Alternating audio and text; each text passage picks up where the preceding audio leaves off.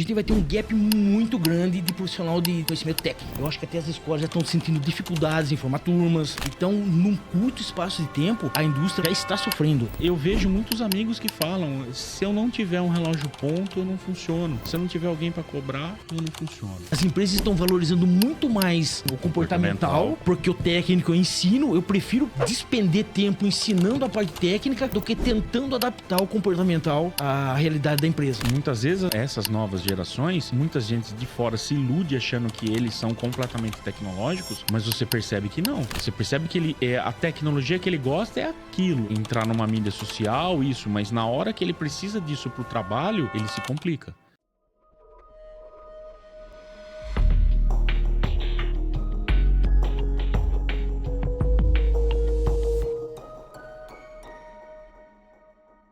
Olá pessoal, a gente está começando mais um Authenticast, que é esse espaço onde a gente pretende e fala sobre o desenvolvimento, o futuro da indústria brasileira e também sobre as pessoas que estão moldando esse futuro. Eu sou a Raquel e hoje o papo vai ser muito bom. Já vou falar para vocês o tema de hoje, que é profissional do futuro, tendências, comportamentos e gerações. Afinal, como será ou já é o novo perfil profissional da indústria? Claro que eu não vou falar sobre isso sozinha, né? Que eu tenho a ajuda de especialistas dessa área de longa data, né? Eu tenho a honra de receber o professor Ricardo Scavariello Franciscato, ou melhor, né? O Gastão, como é mais conhecido, e o gerente de recursos humanos da Autêntica, o Gerson Mastelari. Muito obrigada aos dois por terem aceito o nosso convite, Gerson. Olá, muito obrigado, é um prazer. Esperamos discorrer sobre esse assunto tão importante hoje em dia, né? Posso me direcionar a você e como Gastão? Pode, sem problema nenhum. Obrigada por estar aqui com a gente também, Gastão. Muito obrigado, prazer é meu. Eu vou tentar dar uma resumida, tá? No currículo de cada um, e depois eu vou pedir para vocês complementarem, falarem se é isso mesmo. Gastão, você é professor nas faculdades Einstein, de Limeira, no Centro Paula Souza, coordena o eixo de gestão e negócios da ETEC, Trajano Camargo, e além disso você tem uma ampla experiência no mercado como consultor técnico em vendas e analista de qualidade. Isso. Esqueci alguma coisa? Ou isso é o que você está fazendo no momento? Só isso, né, Gastão? e tentando cozinhar também. Mas tem alguma coisa que eu esqueci ou essas são suas tarefas? Não, a dedicação maior hoje é fora da sala de aula mesmo, na coordenação da ETEC Trajano Camargo. Tá joia. E o Gerson, eu sei, porque eu conheço, que ele está pelo menos há 20 anos nesse setor, né, de administração de pessoas, de gestão, legislação e operação. Mas há quanto tempo que você teve esse casamento só com o RH? Só com o RH, esse ano de 2025 faz exatamente 30 anos. Que eu tive a oportunidade... Não errei. Não. Eu tive a oportunidade de ingressar numa multinacional francesa, que é do ramo de administração de hotéis e do ramo de hotelaria, né? Uhum. Então, naquela época, eu já comecei a ter contatos com ferramentas de gestão bem avançadas para a época, né? Então, o que acontece? Isso me fez pegar gosto, né? Então, foi como você falou, um casamento que deu certo, né? Gente, antes da gente começar de fato, eu queria fazer uma observação agora pelo que você falou. A gente tem várias profissões que são do futuro, mas RH é sempre do passado, do presente e do futuro. Acho que o RH nunca vai desaparecer, né? Depende, viu, Raquel? Eu acho sim. Em algumas coisas, não, mas ele já descentralizou muita coisa, né? Porque hoje, de fato, quem faz a gestão das pessoas é o gestor mesmo, direto, né? O RH acaba auxiliando com ferramentas, coisa assim. Mas o conceito mesmo de RH acabou mudando um pouquinho. Talvez na modalidade que a gente conheça hoje, ele não perdure durante muito tempo. Você concorda, Gastão? Nossa, isso aí é uma bomba, hein? Eu só acredito... eu acredito nisso que o Gerson comentou, mas eu só ia complementar que pelo que a gente vê das pessoas com essa deficiência em soft skills que eles vêm para o mercado hoje, eu acho que, na verdade, o RH hoje ele vai ter uma função muito mais de psicólogo, posso chamar dessa maneira? Um apoio. Um coaching, talvez. Um coaching, né? Pode ser. O coaching nesse sentido, o que era para ser mesmo a palavra coaching, né? Não a a versão circense que a gente tem do A coaching gente hoje acha em que dia. pode mudar muitos nomes, mas o lidar ali com as pessoas, que é o que vocês fazem, vai continuar. Alguém vai ter que lidar com pessoas, né? Pode até ter com um nome diferente. Eu queria aproveitar, né? Hoje a gente tem a honra de ter vocês dois aqui, que isso aqui virasse mais uma conversa, então eu não vou me dirigir a um ou ao outro e vocês fiquem à vontade para a gente ir complementando o assunto. Ok. Vocês acham que o tema, né? Vamos começar pelo tema, que é o profissional do futuro. Esse profissional é uma coisa que ainda vem, que está se formando? Ou ele já está por aí, Gerson? Não, já está por aí. Eu acho que é o tempo como as coisas se desenvolvem, né? Há uns tempos atrás, o futuro parece que demorava um pouco mais para chegar. Tenho essa sensação. Então, se você for pegar o histórico, hoje as coisas acontecem muito rápido, né? Então, esse profissional, esse perfil de profissional que nós estamos falando, já vem vindo com muita força no mercado, tá? Já está apresentando suas características. E o que vocês acham que é esse profissional, né? Que chegou? Então, eu até trouxe aqui uma cola, porque eu achei Use. Eu achei um texto muito... Eu acho que ele resume bem. E acho que dentro desse texto, desses adjetivos que são colocados, eu acho que a gente dá para tentar exemplificar melhor. Então, olha só. O profissional do futuro é alguém adaptável com mentalidade de crescimento, que alia competências técnicas e habilidades socioemocionais, como criatividade e pensamento crítico, e capacidade de resolver problemas complexos. Esses profissionais buscam aprendizado contínuo, integram tecnologia ao trabalho e se preparam para um mercado em constante transformação digital, sendo flexíveis, inovadores e capazes de lidar com incertezas. Disse um robô, ou não? Mais ou menos isso. Por que eu trouxe esse texto? Porque ele coloca aqui algumas questões, como criatividade e pensamento crítico. E aí eu trago para o ambiente da escola. Aí você dá uma atividade para a criança, para o adolescente, para o jovem adulto, né? O que ele faz? Ele vai lá no ChatGPT. Então ele já matou a criatividade. O pensamento crítico, o que ele faz? Ele muitas vezes compra uma ideia já colocada ali no livro. Ele vai lá e, não, isso aqui eu achei interessante, não, isso eu escutei em algum lugar. Então, ele também já não tem mais o pensamento crítico. Então, com base nisso, eu comecei a pensar, puxa, mas então a gente vai ter que mudar muita coisa para fazer com que esse cara, que seja o profissional, que teoricamente é o cara que vai se dar bem, uma palavra meio complicada, né? Que ele vai se destacar lá na frente, ele vai ter que mudar muito o que vem no conceito dele de estudo, né? Proatividade, por exemplo. Dificilmente a gente vê pessoas extremamente proativas. Hoje, pelo menos no ambiente escolar, tanto no ensino médio quanto na faculdade, a proatividade é uma questão complexa. Na indústria, só fazendo um parêntese, você concorda com o que ele está dizendo na educação? Proatividade? Isso é meio que um padrão de comportamento, né, Raquel? Quando a gente fala dessas questões, é óbvio que a gente não está generalizando, está falando, é assim e ponto. Não, mas é uma tendência, né? É o que a gente percebe independentemente do segmento. A gente fala, seja na indústria, seja em serviço, seja no comércio, é uma tendência de comportamento. E quem gera esses comportamentos, na sua opinião, que é responsável? Porque a gente também está vivendo uma mudança cultural de que muito, né, que a gente tinha enraizado na família como uma base muito sólida, hoje ficou com a educação, com a escola, né? Eu acredito que, vamos dizer assim, se a gente fosse usar isso com a palavra culpa, né, a gente teria que dividir ela em todo mundo. Sociedade, os pais... o próprio adolescente, né? No caso, quando lidar com o ensino médio, por exemplo. Porque o que a gente percebe, a escola ela deixou de ser um ambiente só o que é, na verdade, a raiz dela, que era o ambiente científico, né? E hoje a gente passa a ensinar, às vezes, muito mais o lidar no dia a dia com coisas simples do que propriamente com a tecnologia, porque ele vem com a tecnologia. Ele tá nesse mundo. O adolescente hoje, muitas vezes, eu mesmo pergunto pro aluno como que eu vou fazer uma coisa X ou Y. Ele me ajuda a fazer.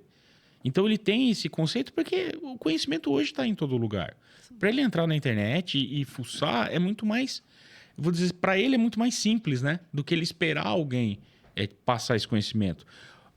Então, o que eu percebo? Que a gente tem que trabalhar outras questões com eles. Você percebe muitas vezes eles têm dificuldade até de começar um diálogo, de falar um bom dia, de perguntar as horas. Eles não sabem coisas simples. O que a gente aprendia isso dentro da casa da gente, né? Então, a gente está falando que esse profissional que vai chegar na indústria do futuro está aqui, acima de tudo, né? Na base da educação. E eu até submeti a análise depois do especialista, mas o que eu percebo também é que a gente vai ter um gap muito grande de profissional de conhecimento técnico, tá? Eu acho que até as escolas já estão sentindo dificuldades em formar turmas. Então, num curto espaço de tempo, a indústria vai sofrer, já está sofrendo, né? Vai fazer falta. Vai fazer falta. Não vai ter mão de obra especializada de nível técnico para executar operações complexas ou não. Enfim, o profissional de nível médio vai ser escasso no mercado. Se é que já não está, né? Mas vocês não acreditam que daqui a pouco a gente vai ter robô tocando uma indústria só, né? Isso aí não vai ser substituído por alta capacitação, altas habilidades? Como você Não consigo ver uma substituição plena do ser humano. Eu acho que não é dessa forma. Aí você... Não, eu digo do técnico para altas habilidades. Ainda assim, você acha que sempre vai ter a falta do técnico? Sempre. Eu acho que sempre. Do jeito que está, eu acho que sempre, tá? É uma lacuna que tem se agravado nos últimos anos e eu acho que faz muita falta. Tá? Porque se a gente for parar para pensar, o Brasil ele forma muito menos, por exemplo, engenheiros do que era necessário. E aí, se você puxar para o curso técnico, nós também formamos menos pessoas do que realmente tem a necessidade de mercado. Às vezes as empresas elas entram em contato com a gente, muitas vezes até o desespero, né? Porque não consegue achar profissional. E aí aqueles que estão estudando, a imensa maioria já está trabalhando. Gente, mas aí nós vamos ter que fazer um parênteses aqui para essa questão cultural, porque eu estou dentro da universidade e também vejo as empresas indo lá desesperada para pegar recém-formado. Então, está acontecendo em vários âmbitos. Então, por que a gente está formando menos? Olha, talvez... Não sei se está formando menos ou se existe menos interesse em ingressar nesse mercado. Será que a gente era obrigado, não tinha opção? Né? Na nossa geração, não era opcional, né? Não fazer o ensino médio, não fazer uma graduação. Então, é que eu falo, é questão da oferta e da procura, né? Então, você tinha que se capacitar mais para estar mais competitivo no mercado de trabalho, né? Hoje o que a gente sente ou percebe é que a régua baixou um pouquinho, né? Então, como você está falando, antigamente você tinha muito profissional qualificado, não que hoje não tenha, né? Volto a dizer, a gente não está generalizando. Mas antigamente você tinha mais profissionais qualificados, então existia uma procura muito grande e a pessoa procurava se qualificar. Hoje parece que existe esse gap, né? Dos profissionais que querem entrar no mercado, ou não dão importância, ou vão por outros meios, ou acham que esse tipo de formação não é tão importante. É um fenômeno que está a ser estudado ainda, tá? É um padrão de comportamento que eu, sinceramente, não consigo dizer a causa é A, B ou C, tá? Mas é um fato. Gastão, eu gostei muito da sua cola porque ela trouxe alguma organização para a nossa conversa. A gente tinha parado em a necessidade de ser proativo. Tem mais aí para frente, né? Tem. Pensamento crítico, capacidade de resolver problemas complexos. Mas você vê que a gente está falando tudo em comportamento, né? Esse profissional do futuro. Skills. Isso. Você não está falando necessariamente de formação, porque é o que você diz, a formação ela existe, às vezes é dentro de casa. A gente não tinha muito acesso, né? Hoje você pesquisa, você já vem mais preparado para a escola, né? Ontem mesmo eu estava na universidade, a gente estava tendo uma palestra sobre vendas, né? Falando sobre comércio 4.0. E ele levantou uma questão, ele falou assim, na minha época nem era todo mundo que tinha uma Barça. E eu lembro, né, que meu pai não tinha condições de comprar, né? Mas tinha o Conhecer, que era o paralelo. Isso, Tinha. né? E até eu fui... Segunda linha. E até na minha curiosidade extrema, eu fui ver que ainda é caro você comprar uma coleção da Barça, mesmo nos dias de hoje, né? É óbvio que você só vai ter de segunda mão. Mas o que eu quero dizer é que era muito complexo, né? Para você ir numa biblioteca, para você achar um determinado livro ou aquele conhecimento, o que acontecia? Você tinha que se deslocar, você tinha que... eu lembro de ter que fazer trabalho na biblioteca, você tinha que ir lá copiar à mão. Porque o Xerox, quando existe... Xerox não, na cópia, né? Gente, como A aquilo era fotocópia. gostoso. Em grupo com a biblioteca. E você tinha que fazer isso. Hoje, o conhecimento está na mão dele, né? Hoje, pelo menos no ensino médio, já não está tão mais na mão, teoricamente, porque é proibido dentro das escolas. Mas ainda assim, eles acham difícil, viu? Ah, muito. mas aí você começa também a perceber qual que é um dos problemas, não o único, mas é a interpretação. Como buscar a informação? Ah, tem o chat e tal, então é fácil. Não, porque ele não consegue interpretar o que está escrito, ele não consegue formular uma questão, muitas vezes. E outra, eu não sei...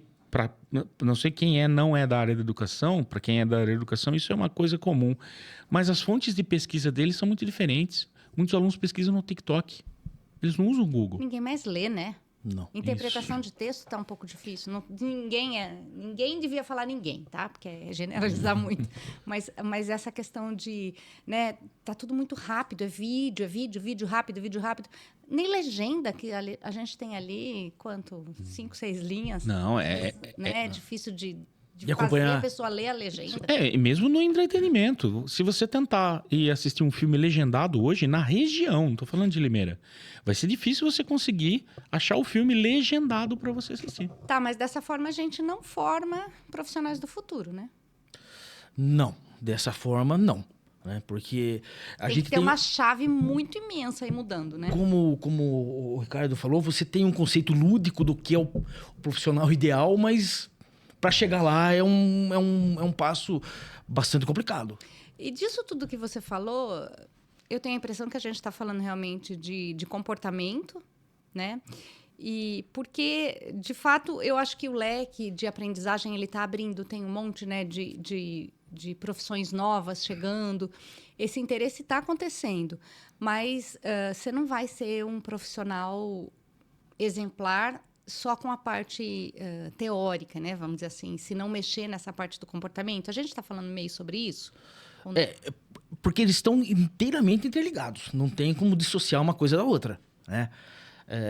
Existe meio que um consenso na área de gestão de recursos humanos que a gente fala assim, você admite pelo que sabe e acaba demitindo pelo que aquela pessoa faz, né? No sentido de comportamento. Então, quando você pega um pouco do histórico, do comportamento histórico mesmo, né? Da evolução profissional, você recrutava pela habilidade que a pessoa precisava ter, né?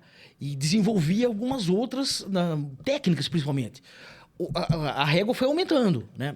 E a complexidade veio trazendo junto outras necessidades que não são meramente competências técnicas, que a gente chama de as hard skills, né? Sim. Aí entra em jogo as famosas soft skills. Né? O que você falou devia ser um mantra, né? Para quem está ingressando no trabalho. Mas é assim, Eu né? apanhei bastante, viu, Gerson? Do quê? Nessa questão. De saber, de ter o conhecimento, mas ser difícil de alinhar ali o comportamento. E assim, se eu pudesse ser coach das novas gerações, eu falar, gente, já resolve logo o comportamento rápido para você não ficar sofrendo, né? Com demissão, buscar outro emprego, perder oportunidades. Né? Então, é assim, existe um conceito antigo que a gente tem, mas é antigo, mas é atual, que a gente chama de chá, né? É conhecimento, habilidade e atitude. O conhecimento você adquire de alguma forma, a habilidade é a habilidade em transformar o conhecimento e a atitude que é o principal de tudo, que você transforma os outros dois em algo, em produção, né? Se você não tem atitude para isso, você acaba... Os outros dois você pode desenvolver o quanto quiser, mas você não transforma em ação e não transforma isso em resultado prático de forma alguma.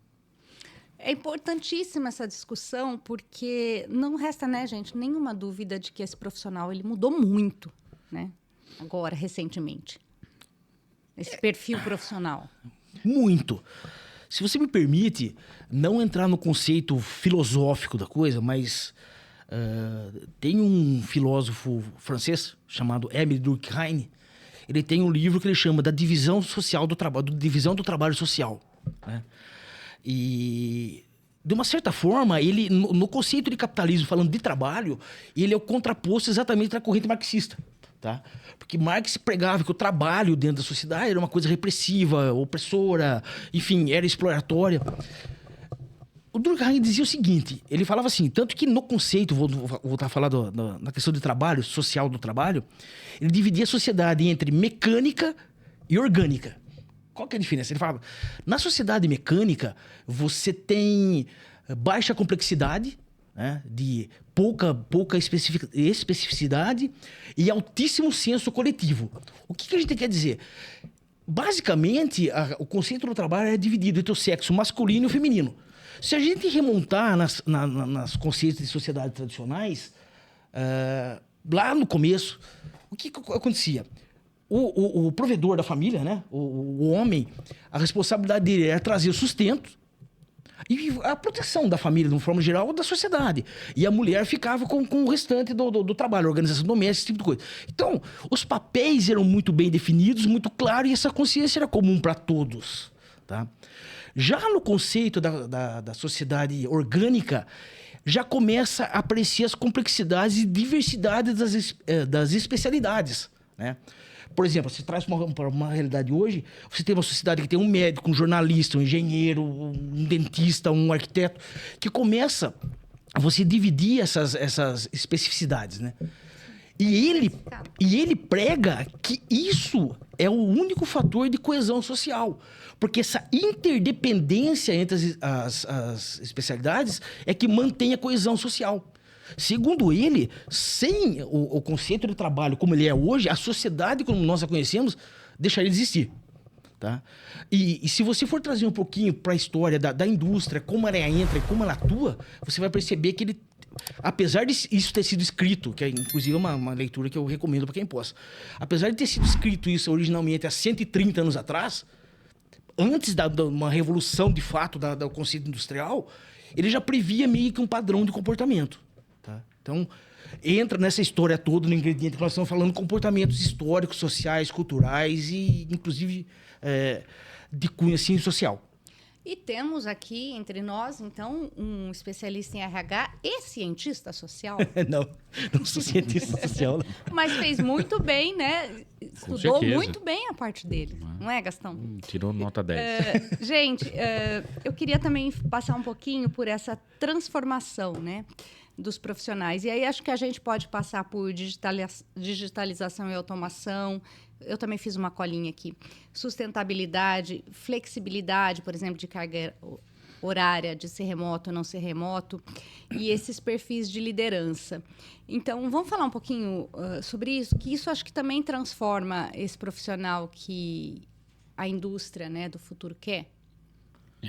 Eu só ia comentar da questão, por exemplo, da flexibilidade, é a questão do trabalho home office. Isso é bom da gente falar. Porque eu creio que, o Gerson acho que pode explicar melhor isso, mas a pandemia, como várias coisas, ela antecipou, né? O delivery, não que ele não existisse crescimento, mas ele só antecipou esse crescimento. Para mim, ele antecipou em 10 anos, né? O que ia ser o delivery hoje. Mas, por exemplo, você está vendo um retrocesso em algumas áreas do home office. Hoje mesmo, se eu não me engano, ou ontem, saiu a notícia de um grande banco aqui no Brasil que começou a demitir funcionários por, entre outras coisas, quase 1.000. Por questões de, entre aspas, não trabalhar. Ai, né? Vamos entrar na cultura de novo, eu não consigo andar. Mas aonde eu quero chegar com isso? E aí volta na questão da proatividade. Sim. E aí eu vou pegar uma coisa que pelo menos eu sinto que quando você trabalha no ambiente, né, você está ali na empresa, no mesmo teto, as pessoas acho que elas absorvem a cultura do lugar, elas vão entender onde elas estão, elas visualizam a hierarquia e o home office ele tira uma das coisas que para mim é a maior resolução de problemas dentro das empresas, que é o cafezinho. Quando você vai lá, você está estressado, você sai, vou tomar um café. Aí você encontra alguém que não sabe o que está acontecendo com você, está com a cabeça fria, e você braveja alguma coisa e fala, mas por que você não fez tal coisa? No home office você não tem isso. Então, e aí também a gente volta, não querendo puxar de novo para a questão da cultura, mas será que as pessoas elas têm o amadurecimento para trabalhar no home office? Essa é a palavra. E eu ia te falar isso. E eu acho que a gente ainda não está preparado para o 8/80. Eu faço híbrido. É maravilhoso. Mas, assim, para fazer híbrido, você tem que ter o comprometimento e você tem que ter, do outro lado, um contratante que confia em você. Isso também é importante. Sim. Porque ele pede a produção. Ele não quer saber se você levou 12 horas, 14 horas, 15 horas para fazer aquilo. Então, eu acho que quando há um acordo, né, entre o funcionário e entre o empregador de que você entrega a produção, não importa muito onde está. O que você acha? Não tenha dúvida. Eu acho que esse é um conceito um pouco difícil na indústria, que trabalha com um setor exclusivamente produtivo. Né? Algumas funções, tudo bem, né, Raquel? Mas como pegando esse gancho aí do Ricardo, e eu concordo, é tipo assim... Aí entra a questão do contrato. Imagina assim que você trabalhasse num setor comercial, vamos imaginar, e fosse fazer home office. Então você tem lá uma média de vendas. Se você fazendo home office, você mantém a média ou aumenta, não tem motivo nenhum para a empresa reverter o processo. Não existe justificativo. Agora, quando você vai para home office e deixa de entregar a meta, aí o processo é o inverso. Não tem motivo nenhum para deixar você em home office. Né? Mas como você vai fazer, por exemplo, uma manutenção em casa? Não dá. Né? Então é isso que você está falando, né, da indústria. Então, porque o latino, em geral, tem um problema muito sério com disciplina, né? Então, ele tem essa dificuldade. E não é fácil, gente. Não é fácil numa segunda-feira, às 8 da manhã, você tirar o pijama e sentar na sua mesa de trabalho. É difícil. Vamos trabalhar com a verdade aqui. Raquel, tem que ter muita disciplina. É isso que vocês estão falando. Tem que ter muita disciplina e muito comprometimento. Tá, eu até concordo, mas se você sentar da meio-dia 5 e produzir, tá tudo certo, né? O problema é que às vezes não é nem da meio-dia 5, então você não consegue medir exatamente, né? Então isso fica uma relação meio que tumultuada ou meio que gerando desconfiança, como você fala, né? E outro, né? Você está aberto à tela do programa da empresa e o que mais está aberto na tela? Aí alguém vai falar assim, mas a empresa ela pode monitorar através de uma VPN lá o computador. Mas o cara pode ter outro computador, ele está com o celular. E aí o que ele está produzindo realmente? Qual é o foco dele? Está 100% naquela atividade? Eu falo isso porque eu sofri muito com as aulas EAD. Porque a gente teve o estado pandêmico e fomos obrigados a ir para o EAD, né? E o aluno também ele não está preparado, e nem o professor. Então, veio essa carga muito forte, até descobri depois pela minha psicóloga que eu preciso de contato humano, né? Isso faz falta para mim. E você começava a perceber, só para não me estender muito, tinha aulas que eu me despedia dos alunos que estavam ali, com a câmera aberta, alguns, e eu comecei a não desligar a chamada da reunião. Quando eu chegava no outro dia de manhã, estava lá, 6 horas da manhã, alguém acordou e desligou. O último a sair da sala, né? Então você via aí essa questão do comprometimento. Tá ligado a tela, mas e aí? Alguém está prestando atenção? Então, essa questão do Gerson comentar do latino, e infelizmente... eu vejo muitos amigos que falam, se eu não tiver um relógio ponto, eu não funciono. Se eu não tiver alguém para cobrar, eu não funciono. Tá, mas esse profissional do futuro, ele vai ser híbrido, ele vai ser home office ou ele vai ser presencial? Você só tem 3 opções. Eu tenho uma opinião. Você só tem 3 opções. Não pode ser um conjunto de coisas. A, B, C. Eu ia falar que ele vai trabalhar por meta. Raquel, não dá para generalizar. São segmentos distintos. Né? Você não dá para falar para o médico que ele vai fazer home office. Né? Não dá para falar para uma pessoa da produção que ela vai fazer home office. Então, eu não consigo generalizar. Eu acho que isso é muito questão, não só de conceito, de filosofia empresarial, mas também com aquilo que ela está proposta a fazer. Mas é uma tendência que não vai acabar no Brasil, vocês acham? Pode acabar. O home office? Sim. Em determinadas áreas, acho que sim. Mas é que nós falamos, né? A gente volta no início da discussão, né? É a relação de entrega e... Não dá pra... Eu vejo muitos movimentos, o Ricardo também deve ter visto, algumas grandes empresas, Google, Amazon, já abortando a questão do... Eles devem ter algum motivo para isso, né? E o que as empresas podem fazer para ajudar as pessoas a desenvolverem essa mudança de comportamento? É difícil. Por isso que as soft skills são cada vez mais importantes, né? Então, as empresas estão valorizando muito mais o que, vamos dizer assim, o comportamental, porque o técnico eu ensino, eu prefiro despender tempo ensinando a parte técnica do que tentando adaptar o comportamental à realidade da empresa, né? Ou seja, corre e vem pronto, porque a gente não vai ficar ensinando comportamento. É isso que você está dizendo? Olha, Raquel, é assim... você consegue ensinar o comportamento, mas às vezes, quando a pessoa está muito distante do ideal necessário, a energia que você vai despender para tentar adaptá-la à necessidade é tão grande que a pessoa não vai conseguir, vai gerar um processo desgastante e não vai dar certo. E tem o querer também, né? Sim. Que ninguém desperta sem querer. Esse para mim é o maior problema. Porque você... E aí volta a questão, por exemplo, da questão da cultura organizacional. Se eu entro no ambiente e ele é daquele jeito, daquela maneira, eu tenho que me adaptar a ele, né? E, na verdade, a gente também está fazendo um pouco o oposto, né? A gente está adaptando o mundo para as pessoas. Que fique bem claro, né? Não é contra nada de você trazer as pessoas de você trazer essas pessoas num sentido de humanização. Mas, por exemplo, tem determinadas situações que eu não posso adaptar. Por exemplo, um exemplo bem simples. O horário que o filme começa ou que o teatro começa é às 2 horas. Então, o que você tem que fazer? Estar lá pelo menos às 2 horas. E aí você começa a ver o quê?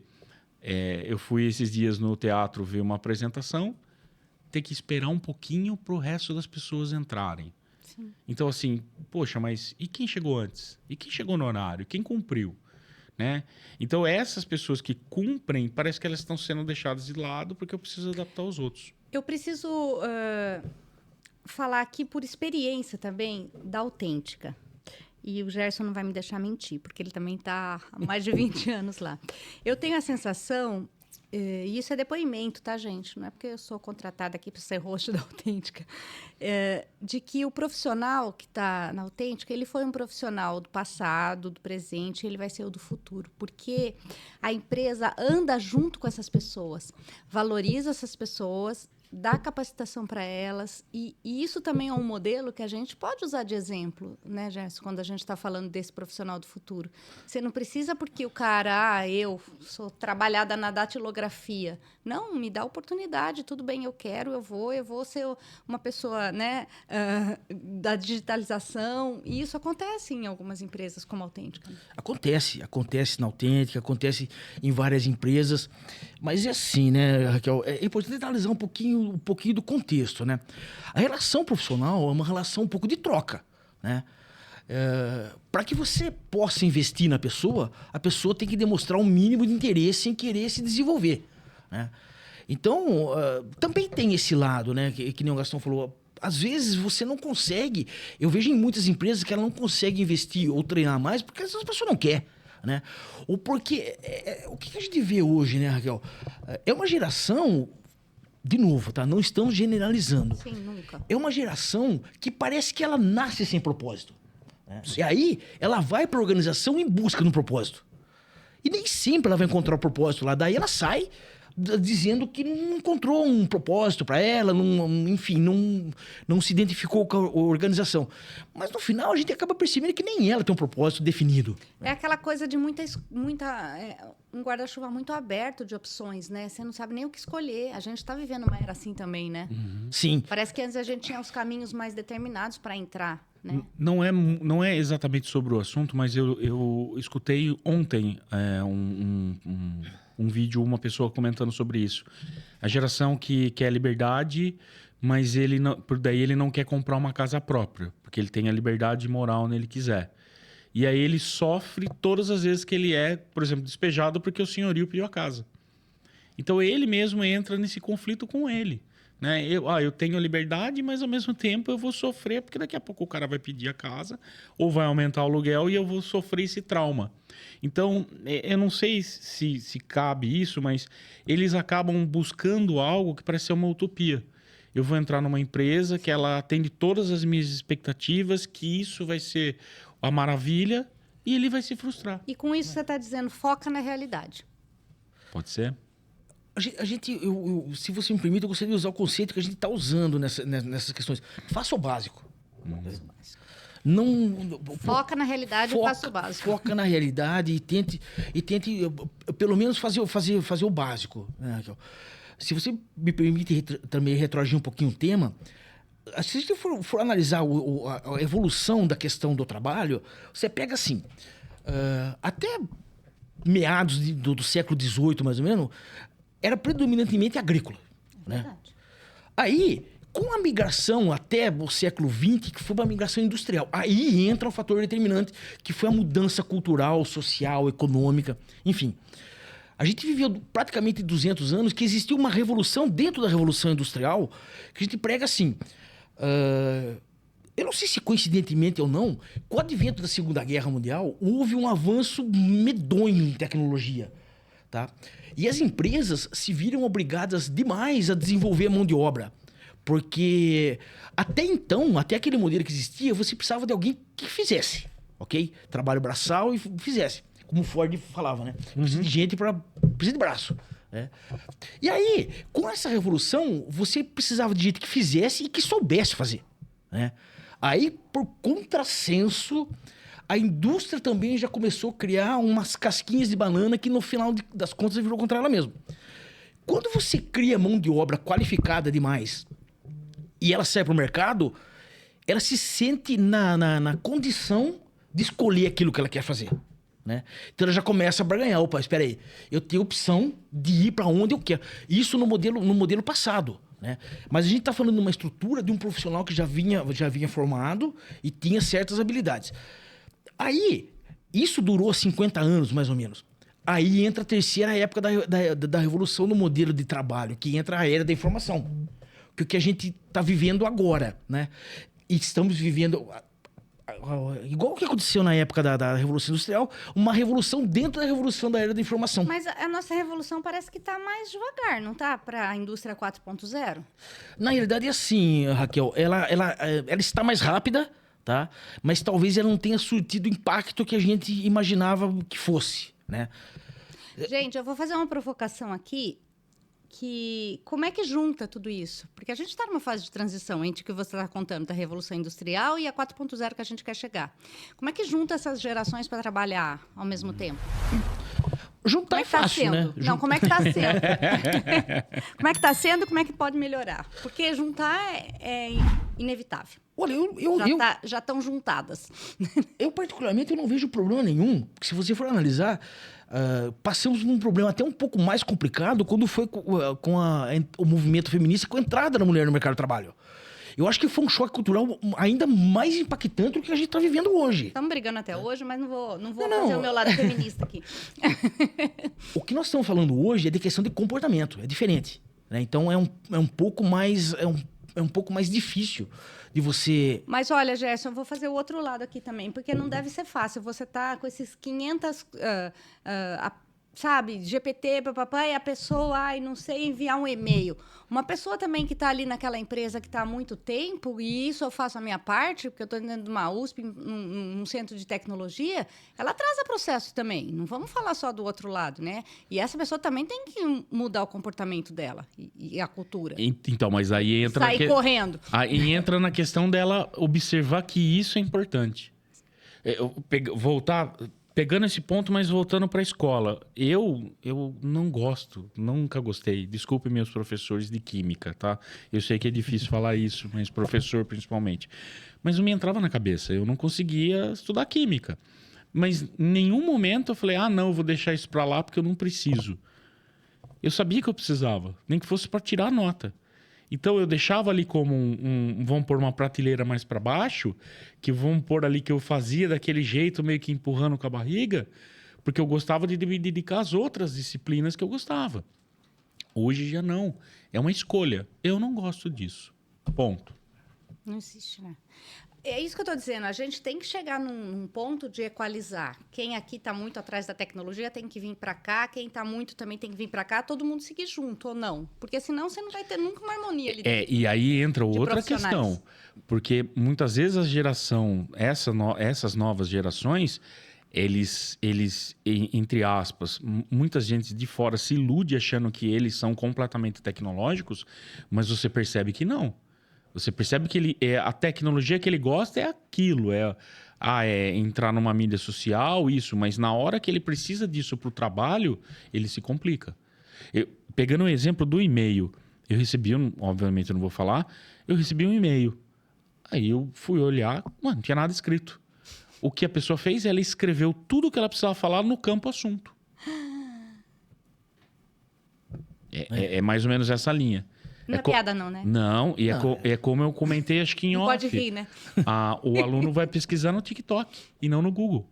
Então, assim, ele não sabe também lidar, né? Não só os mais novos, os mais velhos também. Então, acho que é um quebra-cabeça bem complicado de juntar tudo isso, né? Eu tenho pessoas que dão aula que têm uma idade até acima da minha e que são completamente antenados do que está acontecendo. E tem pessoas que também dão aula comigo que são bem mais jovens e tá meio perdido e olha tá só, raro vou fazer também. um jogo aqui. Não dá para você jogar toda a responsabilidade nele que tá educando e formando essa turma para cá. Ok. Mas ele tem uma grande responsabilidade. Isso. E como você está enfrentando isso hoje? Por exemplo, que profissional que você está vocês estão tentando entregar para a Autêntica? Olha, na parte do ensino médio, né, que lá você tem um ensino médio técnico e os cursos técnicos modulares, isso no caso do Trajano. O que está mudando nisso, né? A parte do ensino médio, aí você tem que identificar, e aí eu falo identificar, sentir qual aluno, por exemplo, que adolescente, que ele está pensando em fazer uma faculdade, uma Unicamp, uma USP, e ele está usando ali o sistema ali a favor dele, obviamente, né? Porque tem a questão da cota, por ser uma escola pública. E aquele que ele está ali fazendo o ensino médio com o técnico e está aproveitando esse gancho de já se formar um técnico para ir para o mercado de trabalho. Então, no ensino médio, você tem esses dois perfis de aluno. Você tem aquele que vai terminar o ensino médio. Ele pode até fazer uma faculdade, mas o objetivo dele é já sair do ensino médio e trabalhar. E muitas vezes usando essa capacitação técnica que ele tem. Esse é um perfil. Esse é aquele aluno que você consegue ganhar ele com a parte do mercado, em trazer as empresas e mostrar para ele que existe uma questão bem interessante, né? Aqui mesmo na nossa cidade. Agora, aquele que está querendo almejar uma faculdade, não dizendo se está certo ou errado, mas esse aluno, ele está usando simplesmente ali essa máquina. Como né? que é a sua proximidade com a Autêntica? E aí a gente está falando também de um modelo, né, para essa indústria do futuro que a gente quer. Nós estamos formando já uma parceria desde o começo do ano, né, com a Autêntica, para que seja um ganha-ganha, né? A escola, isso não é uma crítica a nenhuma gestão anterior, mas as escolas, de uma maneira geral, principalmente as técnicas, elas meio que, às vezes, se perderam um pouco dessa questão. Era tipo, isso é acadêmico e isso é mercado de trabalho. E não, na verdade, é as duas coisas, né? Até porque se não existia indústria, não existia empresa, não tem por que ter uma formação técnica. Então, o que a gente tenta é trazer o universo da indústria para dentro da sala de aula. E esses alunos que eles almejam isso, a gente já... Opa, esse aqui é um profissional que pode ser colocado aqui para vocês. Esse cara aqui seria uma indicação. Só que uma indicação muito mais trabalhada, né? Do que era antigamente, sim. Ai, como passa rápido o nosso papo aqui, né? Que dá pra gente tirar vários insights. Mas, assim, eu não vou encerrar antes de pedir a opinião de vocês... E é conselho mesmo, se a gente puder usar dessa forma. Conselho para esse profissional que pensa em atuar na indústria do futuro. O que ele tem que fazer agora? Bom, começando por faço básico, né? Primeiramente, procure se qualificar e se especializar naquilo que ele goste ou que ele domina, né? E, na medida do possível, desenvolva algumas habilidades que não sejam meramente da questão técnica, né? Que sejam alguns padrões de comportamento que nós estamos valorizando muito. Por exemplo, a gente fala de adaptabilidade, de, como o Ricardo falou, de um senso crítico um pouco mais apurado. O que a gente fala de um senso coletivo, Raquel, o senso coletivo, alguns falam trabalho em equipe, eu falo senso coletivo no sentido assim, a pessoa precisa entender a importância dela dentro do mecanismo, né? O impacto que ela tem dentro da organização, o reflexo da função dela, seja qual for, dentro da indústria, né? Então, é muito importante isso. E uma coisa que está se perdendo ultimamente, que é a questão da empatia, né? Eu acho que isso é uma coisa... Isso talvez resolva, de certa forma, que você acabou questionando como que se faz essa transição de gerações, né? Eu acho que as duas partes têm que acabar se entendendo que uma não é excludente e não sobrepõe a outra, tá? É uma passagem de bastão, como se fosse uma corrida de 400 metros aí, vamos dizer assim. Gastão, eu não quero me intrometer na sua dica, né? Mas eu acho que, pelo que o Gerson falou, a gente está vivendo uma era de... A gente até vê meme. O robô vai roubar o seu emprego. Ai, que bom, né? É meme mesmo. A gente está vivendo uma era de que, de fato, essa digitalização, robotização das coisas, elas vão ocupar um espaço importante na indústria. Então, o pensar, ele... Hoje, para um profissional, é quase que obrigatório saber pensar fora da caixa, vamos dizer assim, porque ele é que vai fazer a diferença, né? Aí volta na proatividade. Eu falo que eu tive uma formação, obviamente na faculdade, na graduação, mas se eu colocasse isso como porcentagem, eu diria que dentro da minha formação que eu tenho hoje, mais de 50% foi por conta própria. A leitura de um livro, buscar assuntos, como o Gerson falou, que você tem mais interesse.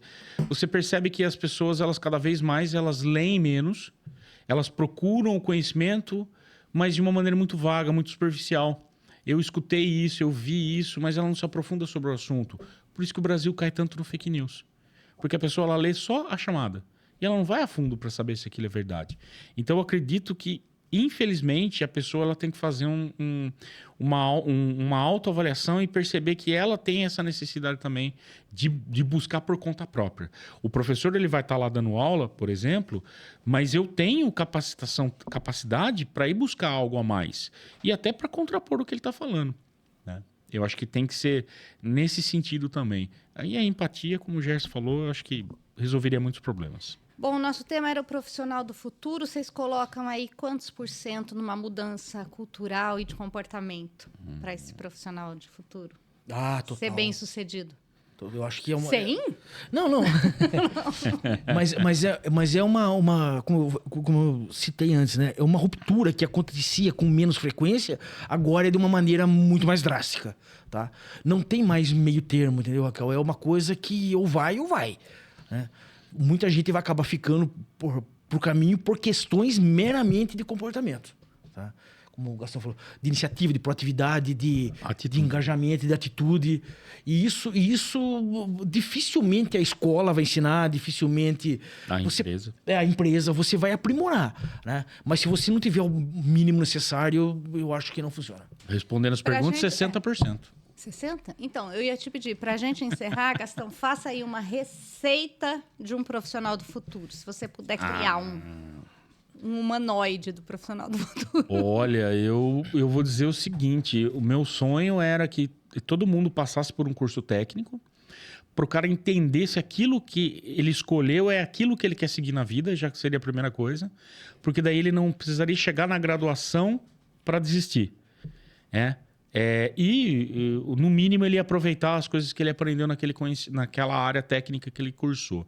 Então, seria alguém formado numa área técnica, que entrasse ao mercado de trabalho e quando ele sentisse que ele tem a oportunidade de crescimento dentro daquela organização, aí ele ia fazer uma graduação. Mais maduro. Isso eu acho que foi uma vantagem que eu tive de fazer a graduação mais maduro.